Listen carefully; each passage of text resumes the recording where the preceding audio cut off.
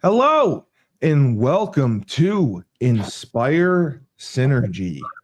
I am your host, the best podcast host in the universe, Steve Cully.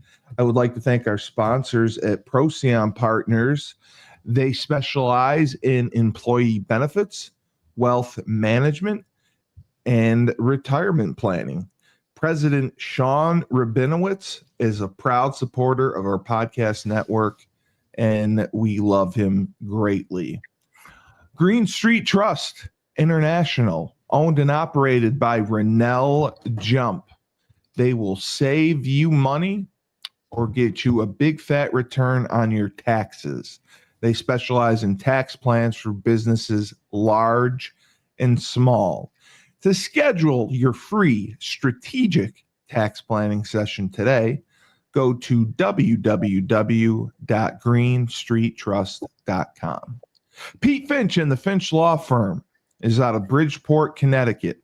If you've suffered any type of personal injury, a slip and fall, you got into a car accident, your mother-in-law ran you over with her car, your wife decided to stab you, the Finch firm is for you. Pete has won legal battles all over the state of Connecticut. He will go to war for you against any insurance companies. He's not afraid. He will get every dollar you deserve in compensation. You have to remember, when you're in a pinch, call Finch. And also his website is thefinchfirm.com. Dynamic Human Performance is owned and operated by UConn legendary running back Andre Dixon. In Hartford, Connecticut, he's got a 5,000 square foot state-of-the-art facility. He trains boys and girls of all ages, of all sports. He has a new boot camp program, 7 days a week, 6 a.m. You want to get in shape, you go to Andre. He has an athletic development program where he takes boys and girls. They pick their sport of their choice, and he trains them, develops them from the ground up to be the best that they can be. Andre has sent boys and girls to college on scholarship of all sports. So if you want to work with the best in Connecticut, work with Andre. Down south, we have Julius Williams and the Trench Mob. Julius trains offensive and defensive linemen. They compete in 5-versus-5 tournaments all over the country. They are scored with rounds, timed, and it's point system, whether you win on offense or defense. They currently had a locked-in week where they had NFL coaches, and they trained kids personally at Gwinnett High School all week long. They have gone to college camps every other weekend. As a group, they travel, and happy to say every camp that they attended, one of their members received a scholarship offer. So when you go to a camp, when you go anywhere and you have Trench Mob on your shirt, that means something. That helps you in recruiting for sure. Julius has sent kids to Florida, Florida State, Miami, Tennessee, Clemson, Georgia, Alabama, just to name a few. He has a program where he can work with you anywhere in the country. It's virtual. He will be with you every step of the way. He will go over the training techniques, the lifting techniques, and the drill work that you need to do. And you're also welcome to go to any camps with the Trench Mob and be part of their group, because you are one of them, just in another state. We have a new sponsor, Luther James Insurance, owned and operated by James Whitfield. For over 3 years, he's dedicated himself to the art of financial planning, advanced insurance planning. He specializes in life insurance and retirement strategies. He helps out law enforcement to achieve financial stability. His journey in the industry is more than a career, it's a passion. He helps with dealing with the financial pressures that come with retirement, and fear of the unknown is real. To connect with James and get a free quote, all you have to do is go to lutherjamesinsurance.com. So we're very happy to have James Whitfield aboard. And now the men of the hour from the House of Changes. We have Razul Wallace and Jah Abbah. Jah, great to see you. Razul, what's up? You're here. How was your 4th of July? Did you guys have a good 4th of July with your families? Razul's was next level. I was in Panama. Oh, he was. Big party? Yeah, you guys know how to party. Well, he was in Panama. He was in another country. So. Oh, you were in Panama. Yeah. Yes, was it for business or was it for pleasure? It was for I'll say this because since he's trying to protect himself. I'm always thinking about business, so looking for opportunities, and to have the family come along for it is ideal. But it was like, what time of you all together? 19 of us went. Jesus, that's a big family. It's funny you say that because I had Ned Von Young fresh on yesterday on Laban's podcast, and he is very similar. He's always looking for opportunity, for business opportunities, no matter where they come up. Yeah. He owns property in several states. He, talked about taking risks and expanding your portfolio. And he's done that with his fresh rolled laundry business. And he owns 2 other businesses, and he owns a lot of property. And I was just curious about this because he owns property in several states. He's in New York, Connecticut, North Carolina, and Florida. Is that something that you guys would ever envision doing? Because it seems like it's a tall order, but his philosophy is if he sees a good deal, doesn't matter where it is, he's going to take it. And he will buy and hold, and depending on the market, make a decision whether he wants to sell, whether he wants to rent, what he wants to do with the property. But his main goal is, he was talking about it, acquiring those assets. Is that something you guys would consider? I think it's a smart acquiring period is yeah. I go that way also, but if you're finding good opportunities, because some opportunities are like more beneficial, or some markets have more upside than others. Correct. So value there for sure. But for us, I think while we're open to going outside of Connecticut, I think we're just focused in Connecticut because we're physically close, but then also it's a very good market to be in. It's a great market. It's a very good market to be in. So right now, it doesn't seem like it would be worth it, when we have so much going on here. Right, because you guys are always pounding the pavement, and you're always looking for different opportunities to get involved in. Have you found anything recently? Because I know you mentioned looking at some commercial properties. So Laban was talking about that, the value of commercial properties versus residential, and commercial tends to be higher because of what you can do with those properties. But we're at the stage now where it's more about precision and focus. Mm-hmm. So we've been investing resources to try to make sure that we're maximizing those type of opportunities. The ones that you have? Well, because we get a lot of offers now. So we can easily get distracted. So we've been saying what are the 3 things we need to get done this week, no matter what. Right.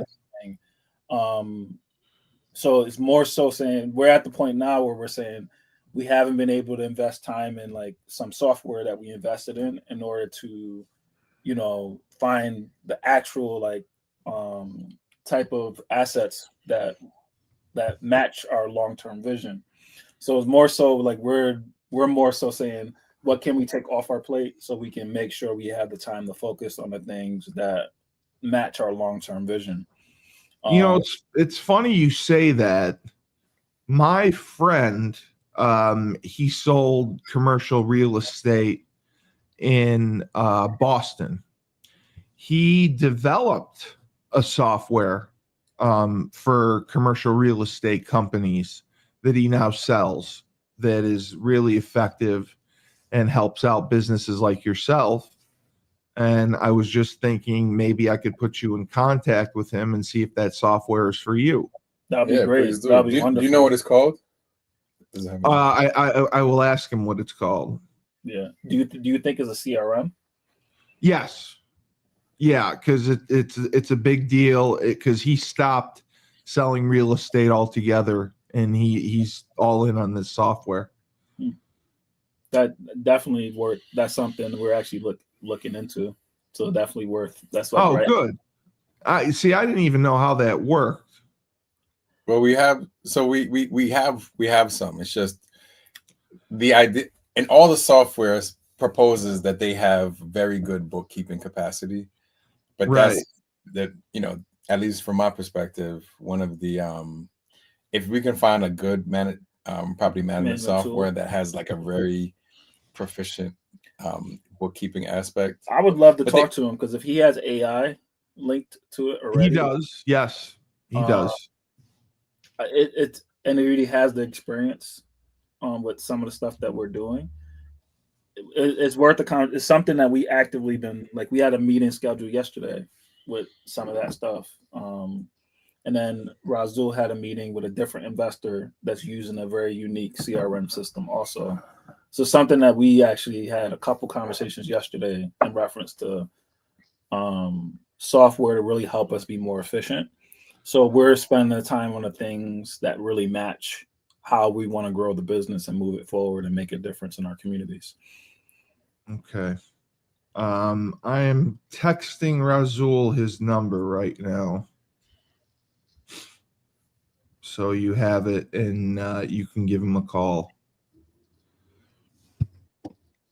But yeah, he developed the software himself and it's been doing phenomenal. Where does he live? And he's in Boston. In Boston. Okay. But he completely got out of the commercial real estate business and now is focused on his software. It's really a software company now.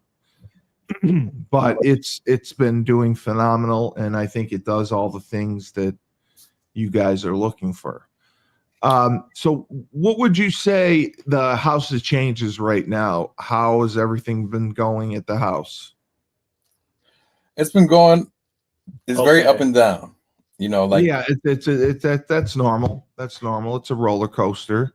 I think are all the beds filled? Well, no, they were, but I think you know, I think it's a very seasonal type thing where I think the summer probably. Well, yeah, guys like to get out in the summer. Yeah, you know what I mean. And so we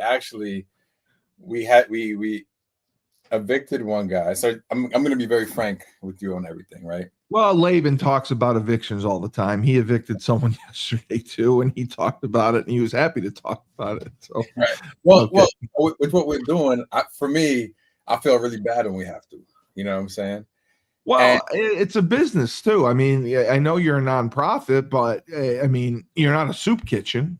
I mean, you can't have people there that are paying the upkeep. You can't afford to pay the upkeep. No, you're right. But I'll tell you, the guy that we evicted, it wasn't actually for payment because of the fundraiser, different guys in the house have different challenges, and we've been able to sponsor to varying degrees. Like because if a guy is like doing what he's supposed to, you know what I'm saying, and he's genuinely like on board with what we're trying to do in the house, the fundraiser allows us to give him some leeway or slack, create a plan, help him get back on track financially and stuff like that. But this particular individual, he wasn't taking any ownership or accountability, and he wasn't doing his chores. He wasn't, he was breaking curfew. He was just checked out. Disregard for the rules. He did get behind on rent, but from my perspective, that's not why he got evicted. You know what I'm saying? Right. Because we sponsored guys that were engaged with us, really doing their best, but just having a hard time because of various reasons. So but in addition to not doing his chores and a number of other issues, and you have a great house manager too. So. Oh, we do. Like, for example, one of the house rules is if you're not working, you got to be out the house from 8 to 4 looking for work. We told him that's huge, yeah. Right. That's a really good philosophy. But he wasn't even. We kind of gave him some leniency there and just said, look, we just need you out of bed and we want you downstairs by 8. Yeah, you got to get him up. You got to get him going. Absolutely, that's beautiful. He wasn't even doing that. He was not even getting out of bed to be downstairs for 8 o'clock. And the house manager would be on him. I'm at the house every Tuesday for half of the day. Every Tuesday I'm there. I got to go up there and get him out of bed. And do you have a mental health therapist or psychologist, someone that could evaluate him? So we just got one. You did? Okay, good. We had one, but it was really someone that was kind of, they wanted to contribute to the cause, but because of the fact that they were kind of volunteering, I think their personal priorities kind of. It was tougher to get them in. Right. So we actually just hired 2 different agencies. Oh, that's great. I'm sure you're partnering with them in some sort, right?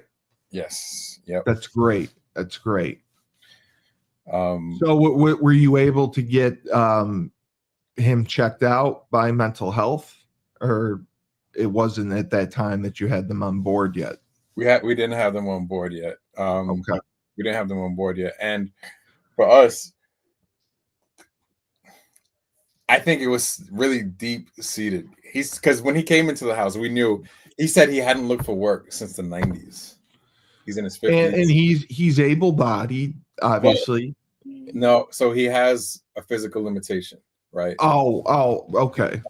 So even with that, and that's why we gave him the leeway, right? To say, you don't have to look for work. We just want you out of bed by 8, to come downstairs by 8. Yeah, you want to get him up, you want to get him going. Absolutely. The only chore he had was just wiping down the kitchen counter. That's it. That's the only chore he had. You know what I mean? So, right. So you made it easy for him. Right. But he just did not.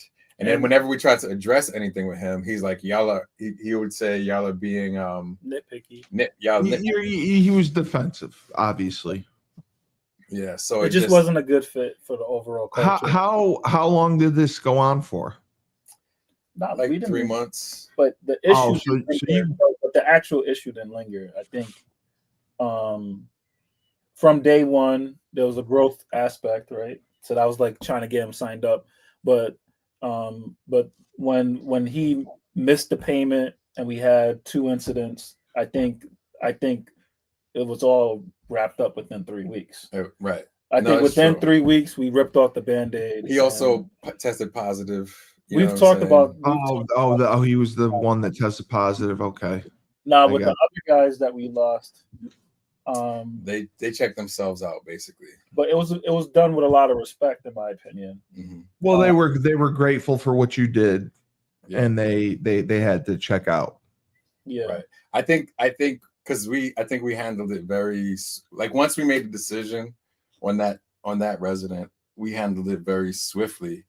I don't know how much that impacted how they moved, but it was all like within a week's time frame that we lost the 3 guys. I do think some of it had to do with the summertime and guys. Yeah, it does. It does. It does. When they don't need a warm place to stay. Yeah. Sometimes they'll take advantage of it, and they'll get out for sure. Yeah. That's not on you. That's not on you. Yeah. Give me 2 seconds real quick. Yes, sir.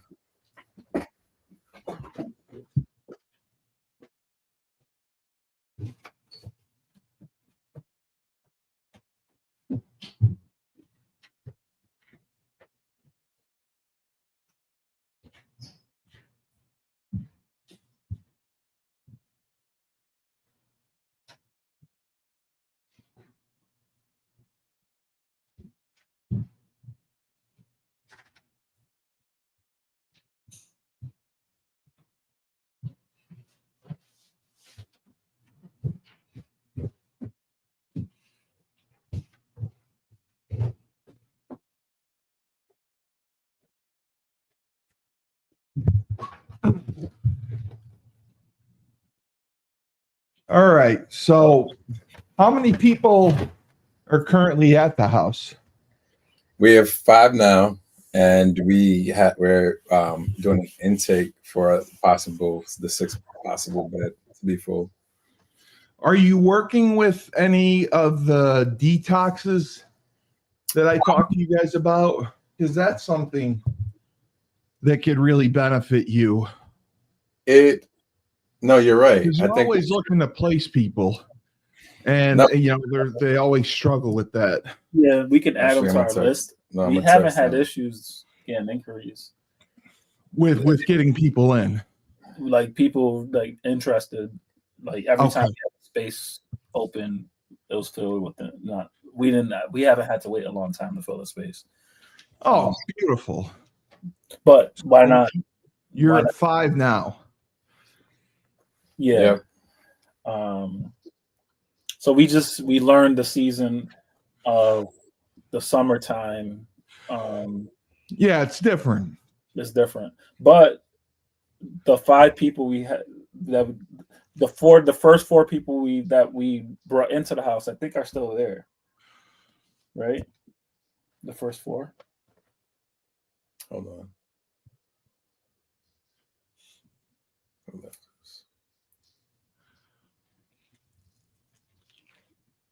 I think Farouk is the only. Razul, it's not the quadratic equation. No, there's one. There's one of the first 4 might be one of the guys that are out. Okay. Was the man who was evicted, was he surprised? Who? Which one? What was the question? The man who was evicted, was he surprised? I don't think so. We alerted him to it for like weeks, maybe even a month. Even out the gate. Right. Like these things have to change. And in addition to that, so rent payment was one of the issues. Sure. Right? That's not like if he was doing what he was supposed to be doing, right? And we just talked it out, we would have talked out a plan to figure out how to mitigate or how we could sponsor to some degree. But the rent, right? It's like everything else, along with the fact that he was positive, he didn't pay his rent, and then this man had 12 packages coming to the house, right? When we were doing the discharge, it was just a whole bunch of brand new sneakers and clothes and hats. And to me, it just showed. Yeah, that doesn't pass the smell test. It's a slap in the face. Like, you're not paying your rent, but you're buying all this excessive stuff that you don't need. Yeah, and know that he was buying it, or was it being sent to him by somebody? Was it directly like coming from Amazon? Okay. He said it was they were packages, and he said what he said was that it was a mistake. He didn't mean to order them the way that he did, or he said that he was signing up for some trial or something like that. Yeah, I was too. I was signing up for a trial. They gave me sneakers and sweatshirts, and there's a lot of trials like that. Yeah. But free trials where you try it out and send it back? I'm being sarcastic. I've never heard of this. There's no trials like that. There's no trials like that. There's no trials like that where you get free sneakers. Unless you're an influencer and you're just that's crazy. Yeah. That's crazy that he was taking advantage of the system. He was ordering stuff So he wasn't getting out of bed. Buying food. Maybe he was buying this stuff instead of paying rent. Yeah. He refused to leave the house, and he wasn't doing his chores. And you gave him months upon months upon months to do all this, and he wasn't doing it. Yeah. Like the first week or two, maybe he was doing what he was supposed to do. And then after that, it was like pushing the limits. And then we were trying to work with him and finagle him. And then maybe he felt like because we gave him a break that he could keep pushing boundaries. You know what I'm saying? And after a while, it's like, well, something had to give. But the positive is, we set the tone for the culture that we want. For the house, absolutely. So absolutely, that's huge. And I think it strengthens the buy-in because we're there to change lives, and to create an environment that's growth oriented. No, you are. It's good. It's good and bad that you did that, but I would err on the side of good, just because, again, you're getting the people you want into the house, and you're setting the standard of expectations of what is going to be expected of you being at the house. It's not a hotel. Right. And that's what I had talked to you about. If I could have found my way out there, I would have worked strictly with them on jobs, because it's so important. And I know, being out of the house from 8 to 4, the biggest thing that I found was having a good LinkedIn page, being involved in Indeed. You did say that. Because on LinkedIn, you can click and apply to 50 jobs in 2 hours if you want. Yeah. You just look on LinkedIn. Like, I remember I was looking for sales positions, and on LinkedIn, you upload a resume, you upload a cover letter, and you put your work history in, and it just takes somebody to write it well and make it look good. And then, sales positions in Hartford, you go on LinkedIn, put that in, and it'll give you 10,000 different positions available. And it's one click and you apply. And that's really what made the difference with me and helped me get going. Was I took a course, Shift Group, which was the best thing in my life, and Shift Group is still available. They train people in software sales, and I took all the courses. I learned about software sales, which was crazy. But they said, this is how you have to have your LinkedIn page. This is how you have to have Indeed. This is how you have to have your social media. And once I did that, Shift Group, what they do is they submit you for jobs. And I think I told the story. I got I interviewed 5 times. It was the first real job interview of my life for Link Squares in Boston. It's a $1 billion company. It's one of the top software companies in the country. And out of thousands of people, the recruiter liked me because I was an idiot, and I got selected to go on an in-person interview. And it was like running through the gauntlet, but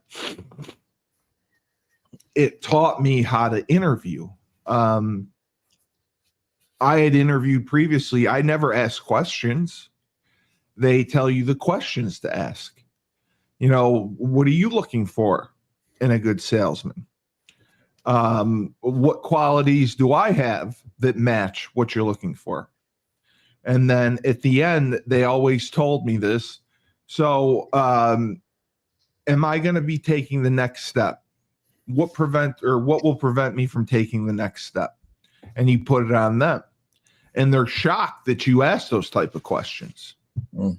And when I did that, they were like, wow, they were just blown away by it.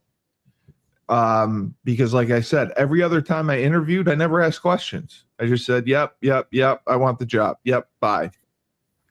And they taught me how to interview, and learning those skills and having the different profiles will make a difference. So that's why I would say sending the guys out of the house from 8 to 4, I think it would be beneficial, like I said, just to have a class or a group outing to help them put together their LinkedIn profiles. Because like I said, it uploads your resume, you put your work history on LinkedIn, and I can go right now. You know, I'm on LinkedIn right now. If I want to search for jobs, I can search for jobs. I can search for sales jobs in Hartford and see what comes up.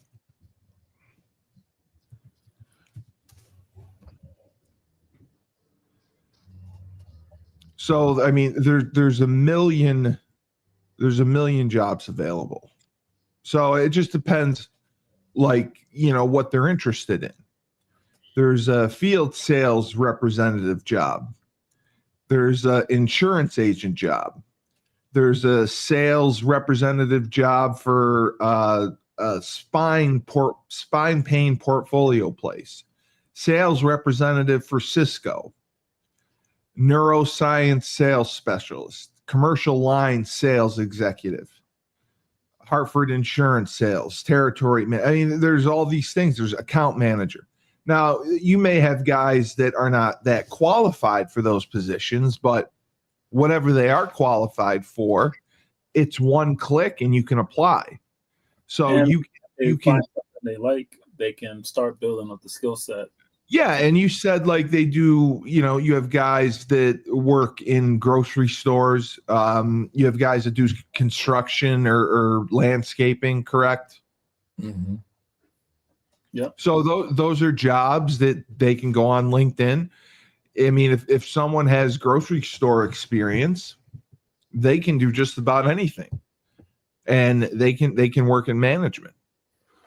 So that's why I would tell you, really, and you know, even when I make my plans to come up there, I mean, I would talk with them. I'd come down there, and it just takes a day to get their LinkedIn profile put together, and it takes a day to help them create a resume.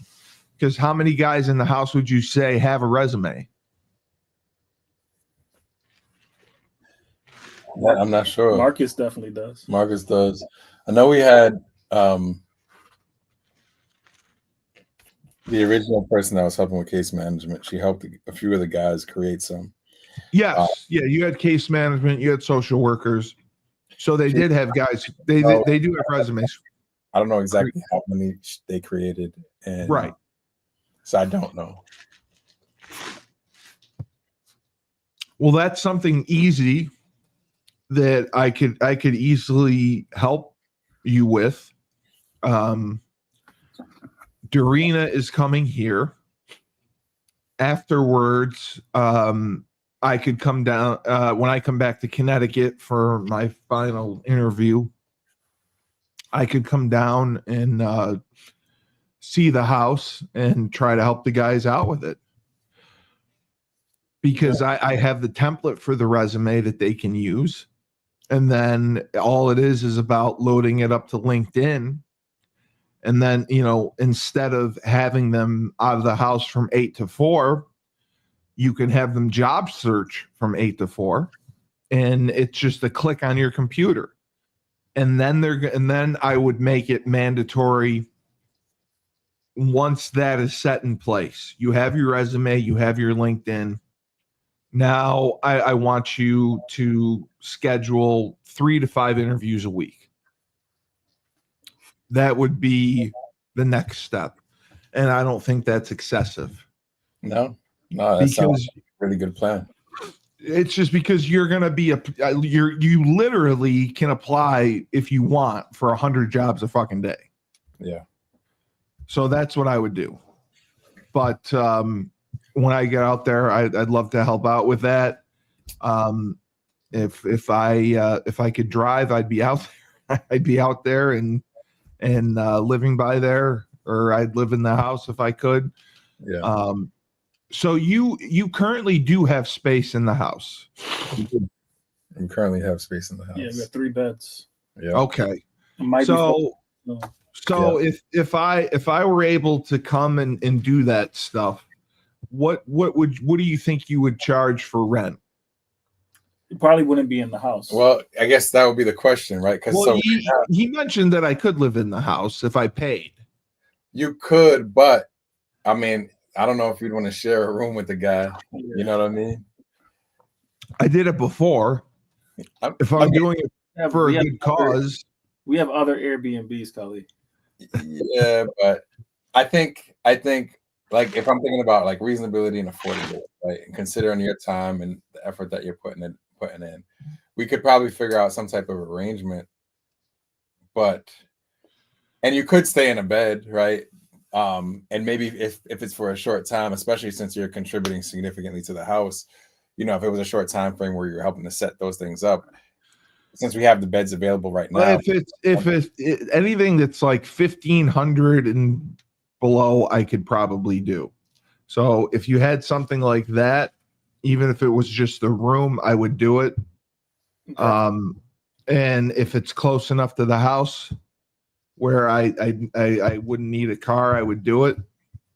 So we'll talk when I come out there. Yeah. How long when you talk about coming up? How long you think you would stay for? Indefinitely or no? I would stay through the fall. I would stay through the fall for sure. So through the fall to cover the team. I think it makes sense to figure something out. Just whatever. I obviously. Yeah, I would pay whatever. I don't want you guys to take a loss. But if you have a room, I would love to do it. Because I think those guys can be helped, and I think that we can get them better jobs. It's just about working, and you would have me there to work on their resume, work on their LinkedIn, make sure they're applying, and then interview prep. What chore do you want to do while you're there? I used to clean the bathrooms. I was good at cleaning the bathrooms. You gonna clean the bathrooms? Yeah, that was my chore. I was good at it. I was a good bathroom. Anyone sweeping the porch? Can you take care of that? I can sweep the porch, sure. Sure. I was the bathroom expert and the cook. I was the only one who knew how to cook, so I had to cook for the house. What's your best dish? Well, I can only make a couple things. I would make fajitas. Yeah. Fajitas, tacos, burgers, and pasta. That was pretty much my repertoire. That's a good repertoire. You can't go wrong with fajitas and pasta. I love fajitas, but I was the only one who could. I was the only one who could cook for the house. Yeah. Yeah, you can make a variety of different types. Did you date a Mexican girl? Is that how you learn how to make No. I love Mexican food. I'd make rice, I'd make fajitas, but like I was the only one who could really cook. Everyone else would just like make pasta. Are you the kitchen when you're done? No, I'm not good at cleaning the kitchen. That. That's the one thing. I'll cook, but I don't clean the kitchen. I was the bathroom master. Okay. I cleaned the shower. It was spotless. The toilets were spotless. I was amazing, and I set up the same rule. What about the floors? The floors were great. I mopped the floors. I'm a slob normally, but I was a Nazi at the house about keeping things clean. Nice. Yeah. And I actually set up a system because we had 2 bathrooms, the same system that I had at college when I lived at Hale. There was one bathroom for pooping. The other bathroom was for peeing. For number one. This is the number 1 bathroom. This is the number 2 bathroom. Yes. There's no peeing in the pooping bathroom. That was my rule. because I couldn't deal with that. Yeah, I want to keep it clean. people like Razul spend like 2 hours in there. You don't want to be him in the PM bathroom, and you're just waiting, and he's pooping in there. So that's good then. So you're getting a lot of opportunities. You may have some acquisitions coming along. Yeah, and we've been working with Rose, so we might actually start to offer more services, expand our services, because the biggest thing is just, I think, the bandwidth to really expand. Yes, you have to have the partnerships to expand. Right. And the Jameson, who was on, who talked about the Job Corps thing, that's a great deal to have. The job skills, the trade skills, that's awesome if it can work. Yeah. But I would love to help out. And like I said, Jah introduced me to someone. I have to get back to that guy, because this is, I'm telling you, I just learned from the animal shelter. You can use this podcast to get sponsorships, because you're off, or even your partnerships. You can get extra money that way because you're offering a service. Anytime into that. No, you're right. So, with all this, to me, the biggest challenge is managing everything, the time and the balance. So for me, it's a matter of, and time is the most valuable resource. Yeah, so, I know you guys are small. I'm just saying. Well, no. I'm with you, Cully. I want to do it. So what I want to say is that we actually have someone who hold on 1 minute. We're planning to work with to help us with our corporate sponsorships. So I do think that, maybe the next time we're on, it would be valuable to have her on, because now, we can kind of talk out the plan a little bit, and she can help to actually execute on it, because we just haven't had the time to actually effectively take action on that idea. Yeah. Great idea. I want to do that. And then even just take a day, take an hour, look through local businesses, tell them what you're doing, tell them you have a podcast, so they can help you with the house, and then they get something in return as well. That's the biggest thing. That makes the biggest difference. Yeah. Because that was the biggest difference with the animal shelter. Instead of getting the one-time donation, now they have an extra $3,000 a month coming in. Yeah, it's for sponsorships because they're being advertised on the podcast. Yeah. It's Stephen Swan Humane Society, brought to you by this company. So that has added value to them to give them residual income. Because imagine you guys, if you had an extra $2,000 a month coming in, that'd go a long way, right? You go a long way. It sure would. Yeah. And that's a deal, because, most of these go for $2,000 a month. See if you can get $1,000 a month. See if you can get whatever. Right. And you can get $1,000 a month. I mean, I'll give you $700. I'll take $300. But it's just an easy way for you to make money. Yeah. Just because your podcast does very well, and it's in the Norwich area, the Hartford area. I put it. Joe D always talks about it on his show, so you get a lot of coverage. So your sponsors would get a ton of coverage.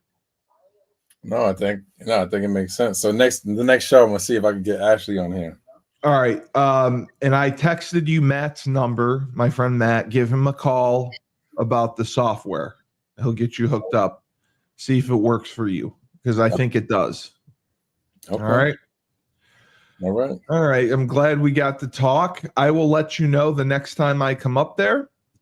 All right. And just remember, when life gives you lemons, don't make lemonade. Take 2 oranges. Oh, I forgot to mention Fresh. Sorry. Fresh.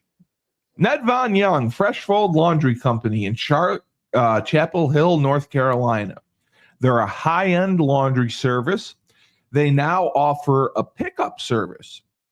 and they go 20 miles. 20 miles is their radius. All you have to do is put your clothes outside. They come and pick them up, bring them back, wash, dry, fold them at land speed records. You come and get them when they're done. They have an online subscription model, weekly, bi-weekly. They also offer deals for college students and a lot of other services. So to connect with Ned Vaughn and Freshfold Laundry Company, go to freshfold-laundry.com. Now I can say for Razul Wallace and the House of Changes, an ambitious real estate agent, and Abbah, the man. Remember, when life gives you lemons, don't make lemonade, take 2 oranges, throw them right back at life. All right, brother.